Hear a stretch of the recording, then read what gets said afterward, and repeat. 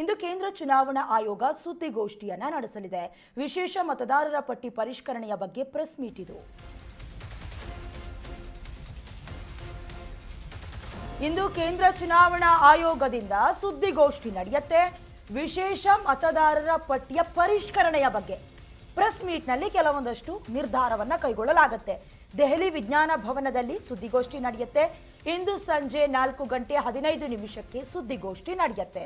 ಮೊದಲ ಹಂತದಲ್ಲಿ SIR ಘೋಷಣೆ ಮಾಡುವ ಸಾಧ್ಯತೆ ಇದೆ.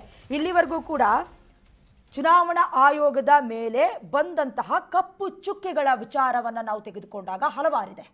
ಫಾರ್ ಎಕ್ಸಾಂಪಲ್ಗೆ ರಾಹುಲ್ ಗಾಂಧಿಯವರು ಆಳಂದ ಮತಕ್ಷೇತ್ರದಲ್ಲಾದಂತಹ ಕೆಲವೊಂದಷ್ಟು ಡೆವಲಪ್ಮೆಂಟ್ಸ್ ಬಗ್ಗೆ, ಹಾಗೆ ಬೆಂಗಳೂರು ಸೆಂಟರ್ನಲ್ಲಿ ಅದರಲ್ಲೂ ಮಹದೇವಪುರದಲ್ಲಾದಂತಹ ಮತಗಳ್ಳತನದ ಬಗ್ಗೆ ನೇರವಾಗಿಯೇ ಚುನಾವಣಾ ಆಯೋಗದ ವಿರುದ್ಧವಾಗಿ ಬೊಟ್ಟು ಮಾಡಿ ತೋರಿಸಿದ್ರು. ಅದಕ್ಕೆ ಸಂಬಂಧಪಟ್ಟಂತೆ ಕೇವಲ ಜನಸಂದಣಿಯ ಮಧ್ಯದಲ್ಲಿ PPT ಪ್ರೆಸೆಂಟೇಷನ್ ಮಾಡಿದ್ರೆ ಹೊರತಾಗಿ ಯಾವುದೇ ಡಾಕ್ಯುಮೆಂಟ್ ಅನ್ನ ಒದಗಿಸೋದಕ್ಕೆ ಫೇಲ್ಯೂರ್ ಆದ್ರು. ಅದಕ್ಕೆ ಸಂಬಂಧಪಟ್ಟಂತೆ ಮೇ ಬಿ ಇವತ್ತು ಚರ್ಚೆ ಆಗುವ ಸಾಧ್ಯತೆ ದಟ್ಟವಾಗಿದೆ.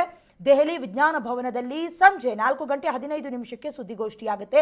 ಮೊದಲ ಹಂತದಲ್ಲಿ SRI ಘೋಷಣೆ ಮಾಡುವ ಸಾಧ್ಯತೆ ಇದೆ. ಜೊತೆಗೆ ಮುಖ್ಯವಾಗಿ ಈಗ ಯಾವ ಕಾರಣಕ್ಕೆ ಕೇಂದ್ರ ಚುನಾವಣಾ ಆಯೋಗ ಸುದ್ದಿಗೋಷ್ಠಿ ನಡೆಸ್ತಾ ಇದೆ ಅಂತ ಹೇಳಿದ್ರೆ, ನಮ್ಮ ರಾಜ್ಯದಲ್ಲಾದಂತಹ ಮತಗಳ್ಳತನದ ಆರೋಪ ಒಂದು ಕಡೆ ಇದ್ರೆ, ಮತ್ತೊಂದು ಕಡೆ ಬಿಹಾರ ಎಲೆಕ್ಷನ್ ಅನ್ನ ಕೂಡ ಗಮನದಲ್ಲಿ ಇಟ್ಕೊಳ್ಬೇಕಾಗುತ್ತೆ. ಏನು ಬೇಕಾದ್ರೂ ಆಗಬಹುದು. ಒಂದು ಕಡೆ ಕಾಂಗ್ರೆಸ್ ಬೇಕಾದ್ರೂ ಗೆಲುವನ್ನ ಸಾಧಿಸಬಹುದು, ಅಥವಾ ಬಿಜೆಪಿಯ ಅಧಿಕಾರದ ಚುಕ್ಕಾಣಿಯನ್ನ ಹಿಡಿಬಹುದು.